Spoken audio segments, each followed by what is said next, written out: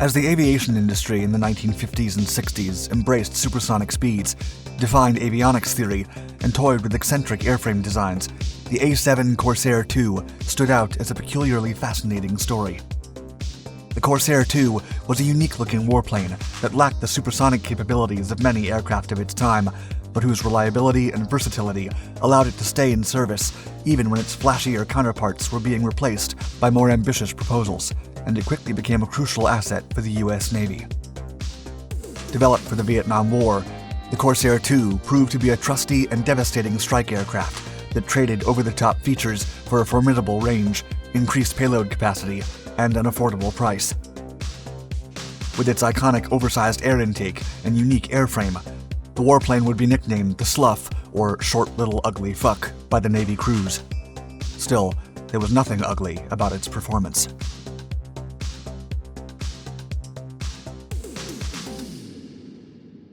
An aircraft revolution.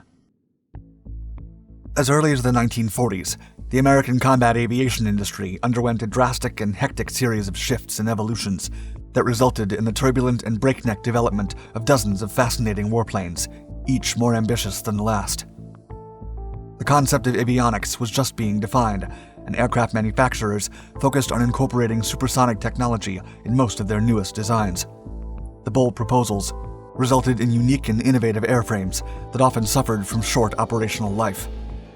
By the time they were deployed, a new and improved warplane was already coming out of the aircraft factory. Incorporating new technologies and daring airframe designs meant the projects were expensive to research, develop, and manufacture, which became an incredibly cumbersome problem considering the warplanes were swiftly replaced.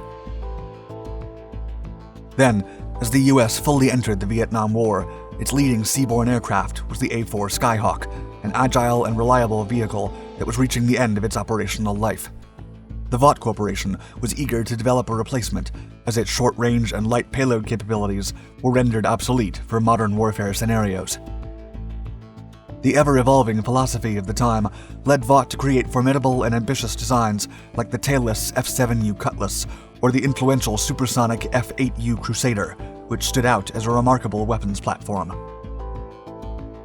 Still, as impressive as the Crusader was, it was an expensive warplane that continued using guns as its primary weapon, rendering it ineffective as a strike aircraft in the Vietnam conflict.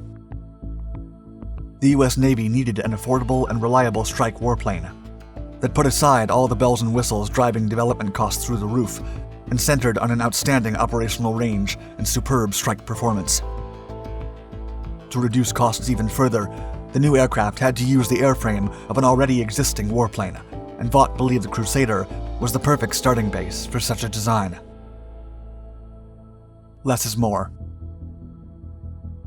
By the 1960s, the US Navy had understood that despite its incredible advantages, supersonic speed was of little use to low-altitude strike aircraft, only shooting up the development and maintenance costs. A sea-based Air Strike Forces study group meticulously analyzed a total of 144 hypothetical aircraft to support the findings. The result was an unexpected deviation from the current aircraft development philosophy. Subsonic light strike aircraft could achieve superior performance to a supersonic one. The study concluded that the airframe could be smaller, cheaper, and easier to manufacture by preceding supersonic capability. Consequently, in what might have seemed like an odd step backward to the average onlooker, the Navy requisitioned a subsonic aircraft. Instead of speed, they wanted range and the ability to carry a much larger payload. The request was not insignificant. The Navy wanted a strike plane that had at least 2 times the range of the old Skyhawk and twice the payload capacity, while remaining cheap to produce and upkeep. The new project's goal was to create a warplane specialized in low-altitude dive attacks, while shortening the development time as much as possible by using an already trusted airframe as its starting point. Vought aviation engineer Russell Clark embraced the unique challenge and immediately assembled a team to take the reliable F-8U Crusader and transform it into a long-range, low-altitude strike aircraft. As an aircraft-launched plane, the new Corsair would have to remain compact and sturdy, with the ability to land and take off from limited spaces. Also, the aircraft had to be able to be produced in mass numbers, in contrast to many other flashier supersonic warplanes. From its earliest tests, the Corsair II exceeded all expectations. With 8,800 miles of range, it had 4 times the operational range of the Skyhawk, a much larger capacity for payload that exceeded 20,000 pounds, and an increased top ceiling. Impressively, it was also slightly faster than its predecessor. Inside the machine. The original versions of the Corsair II were equipped with a single Pratt & Whitney TF30 P6 turbofan engine that replaced the afterburner-equipped J57 P20A turbojet engine of the F8. As the new light attack aircraft began to be produced massively, the engine manufacturer had problems meeting the military and civilian demand for that specific model. As such, later iterations were equipped with other engines. The Corsair II was eventually powered by the Pratt & Whitney TF38 and the Allison TF41A2 engines, as well as a licensed model of the Rolls-Royce Spey engine. Air was fed to the engine by a simple large nose inlet, which gave the aircraft its peculiar appearance. It also posed a significant hazard to flight deck personnel, who had to develop specialized protocols to maintain the plane. Meanwhile, an aerial refueling system was mounted on the right-hand side of the nose, which allowed for mid-air refueling, boosting even further the already impressive range of the Corsair II. 2 cannons were mounted on the underside of the nose, and a mounting for AIM-9 Sidewinder air-to-air missiles on either side of the fuselage was used for self-defense against aerial threats. Later variations had the 2 cannons replaced with a single M61A1 Vulcan rotary cannon.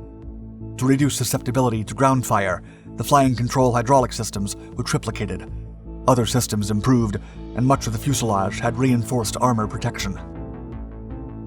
The Corsair was often armed with the remarkable AGM-62 Walleye television-guided glide bomb, and this unique fire-and-forget bomb would be aimed using a video screen inside the cockpit. As the pilot acquired a target on the screen, he would lock the target and fire. After that, the pilot could flee the scene as the bomb smartly glided to the targeted location. The A-7 was fitted with an AN/APQ-116 radar, later followed by the AN/APQ-126, which was integrated into the LIAAS digital navigation system. The radar also fed an IBM navigation and weapons delivery computer, which allowed for accurate delivery of bombs from a more considerable standoff distance. All in all, the Corsair had an outstanding avionics system that surpassed most aircraft of its time. Furthermore, it was the first U.S. aircraft to have a modern heads-up display, which exhibited vital information such as dive angle, airspeed, altitude, drift, and targeting reticle. The technology quickly became a must-have instrument in every U.S. combat aircraft. Operational history. The A-7 Corsair II flew its first combat missions over Vietnam in May of 1970 and was part of the Navy's offensive firepower during the Operation Linebacker strikes and the aerial mining of North Vietnamese ports in 1972. Pilots immediately fell in love with the new platform, considering it a responsive and easy-to-fly warplane that excelled at low-altitude strikes and had an incredible range. David "Frosty" Olson, who accumulated more than 3,500 hours flying the Corsair A-7A, B, C, E, and H, as well as performing 750 carrier landings, gave a more detailed description of the platform's highs and lows. Quote, "As an attack aircraft, it was a very stable platform, and it handled nicely, but it bled off energy fairly quickly, and without an afterburner, during air combat maneuvers, we would end up dropping from the sky like a turd from a tall moose, just to keep us at the corner velocity.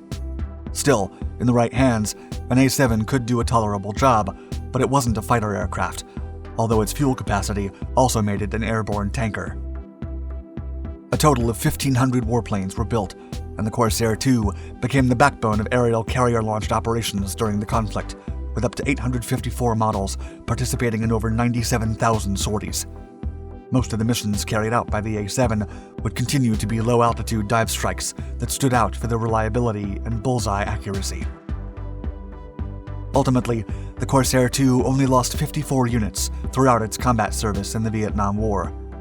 And despite fears that its lack of supersonic speeds would make it a prime target for enemy fighters after a dive attack, the A-7 continued to serve decades after its initial debut, and several different iterations were developed. In total, the warplane has flown over 120,000 combat sorties and has fought extraordinarily well in conflicts in Vietnam, Libya, Grenada, Panama, and Operation Desert Storm. In an age of ambitious, over-the-top aircraft design, the Corsair II proved that sometimes the best aircraft was not the fastest or the most expensive, but the one you could build in large numbers and keep the pilots safe. Thank you for watching our video. Don't hesitate to click on your screen and check out another of our Duck Documentaries channels, where we explore thrilling military events and fascinating war technology. And hit the bell icon to be notified of our newest content. Stay tuned.